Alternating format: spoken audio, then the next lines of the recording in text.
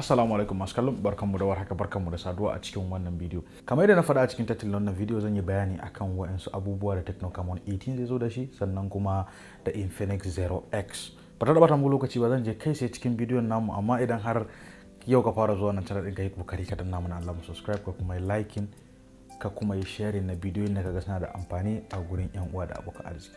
Ba ta da bata lokaci ba, bari mu je kai sai cikin bidiyon namu. Wayannan wayoyi da nake magana akan su muna sa ran za a sake su kamin karshen wannan shekara. So na tabbata wani zai ce idan ka dubi maybe Tecno an saki Camon 17 maybe farin wannan shekara watan biyu ne na tsammani ko watan uku. So wanda kuma ba son abu bane, wanda mun san Tecno sukan sake waya musamman na jerin Camon sukan sake waya biyu a kowane shekara. Misali na Camon 16 da kuma 17 yana tsammani wani abu makamancin haka. Suna saki daya a farin shekara, daya kuma a kusan karshen shekara sukan sake wani abu makamancin haka. So wayannan wayoyi guda biyu da zamu yi magana kai suna da kamanceceniya sosai. Zamu je kai sai mu fara da shi Infinix Zero X. Yin bidiyo akan Infinix Zero X wanda zan bar muku link in wani guri a saman nan, wanda zai kai sai kaga bidiyo da ne akan Infinix Zero 8. So wannan kuma Zero X sunan shi, so mana kaman babban wancan ne, dauki number X a matsayin 10 ko wani abu makamancin haka. So ina tsammani kamfanin Infinix ma abin da suka yi kenan, don a baya wanda suka sake Infinix Zero 8 sunan shi, so a yanzu kuma sun sake wani, a yanzu kuma za a sake Infinix Zero X wanda shine muke tsammanin a matsayin na 10 a jerin wayoyin da sauransu. So muna tsammanin Infinix Zero X zai kasance wayoyi ne guda uku. Akwai standard Infinix Zero X, sannan kuma akwai Infinix Zero X Pro, sannan kuma akwai Infinix Zero X New, wanda yawanci mun sani dama Infinix da Tecno sukan yi jerin wayoyi musamman haka. Ba ma su kadai ba, ko Samsung suna yi. Idan ka duba wasu daga cikin wayoyin Samsung manya, akwai Pro, akwai waye. Ita iPhone musamman idan ka duba 12 Pro, 12 Pro Max da sauransu, wani abu makamancin haka. So wannan wayan shi ma ya kasu gida uku, akwai normal Infinix Zero X, sannan kuma muna tsammanin Zero X Pro, sannan kuma da shi wannan New da suka saka shi sabo a cikin jerin wayoyinsu.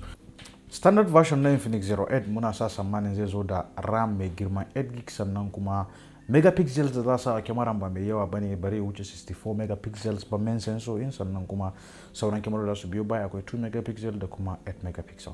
Sannan kuma wannan waya za ta zo da storage mai girma 128GB, wanda storage ne mai girma, ya fi wayoyi da dama da muka sani. Na kuma processor zai zo da processor ne daga kamfanin Helio, wanda normal mun sani Infinix Tecno processor da suke aiki da shi kenan, Helio MediaTek Helio G96. So shine processor da wannan waya zai zo da shi.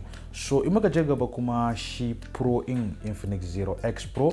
So Infinix Zero X Pro shi ma zai zo da RAM mai girman 8GB, sannan shi kuma kyamarar da zai zo da shi na main sensor in zai kasance 108 megapixels.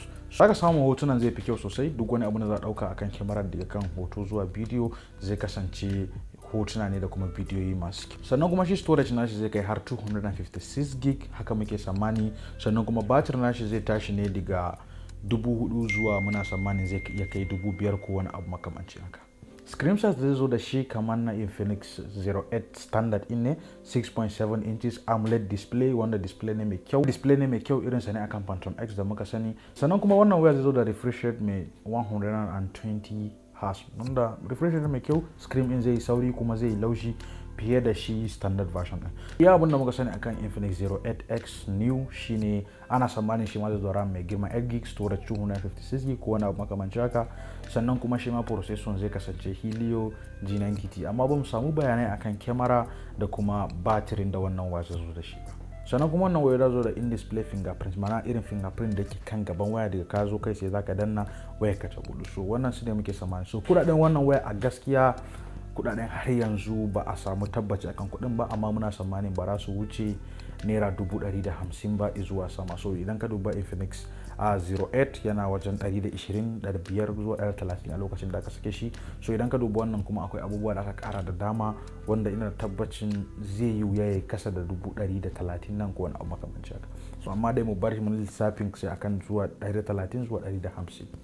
Wannan wayoyi guda uku duka za su zo da batir daga ina tsammanin 4000 zuwa 5,000 haka muke tsammani, amma ana tsammanin wasu daga cikin su za su iya ma fin 5,000 saboda yanayi na girman wayoyin da za a yi da sauransu. So abu na gaba, idan kana jin daɗin wannan bidiyo kai kokari ka danna mana subscribe, ka kuma yi liking, ka yi share na bidiyon da yan wada abokan arziki. Na ɗora bidiyo da dama akan abubuwan da suka shafi waya, abubuwan da suka shafi Facebook, technology daban-daban a cikin wannan channel, har cryptocurrency da sauran abubuwa makamantan. Idan kai bako ne, danna mana subscribe, ka kuma share na bidiyo da yan wada abokan arziki. Danna mana likes, zai ba mu karfin gwiwa mu ga tabbas kun ji daɗin bidiyo, sannan mu ci gaba da kawo muku ire-iren wannan bidiyo.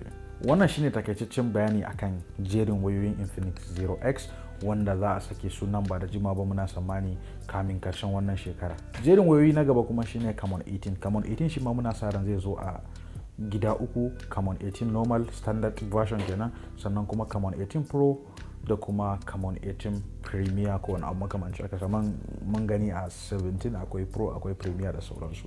Wayannan wayoyi muna sa tsammanin za zo da processor kaman na shi Infinix Zero X din, wanda MediaTek Helio G960, wanda MediaTek Helio G96. So shine processor da muke tsammanin wannan wayoyi duka da zo da shi. So sannan kuma akwai abubuwa da changes da zai bambanta su da dama. Mun tabbatar daga jikin build nasu, Pro in za su fi rike batir, za su fi girma, za su fi kyamara mai kyau da sauran abubuwa makamancin. So Pro version in da kuma Premier in duka da zo da Super AMOLED display. Pro in da kuma Premier version in duk za zo da AMOLED display mai girma 6.7 inches, kuma da zo da 120 Hz refresh rate in kamar yadda na yi bayani akan Infinix Zero X. Sannan kuma su ma za su kasance da batir daga 4,000 zuwa 5,000 ko 6,000 haka muke samu. So su ma za su kasance akwai the Pro version in za su kasance akwai in display fingerprint, mana fingerprint da yake gaban screen. Sannan kuma za su kasance su ma da RAM mai girma 8GB, sannan kuma akwai storage mai at least 128 GB zuwa 256 GB haka muke tsammani.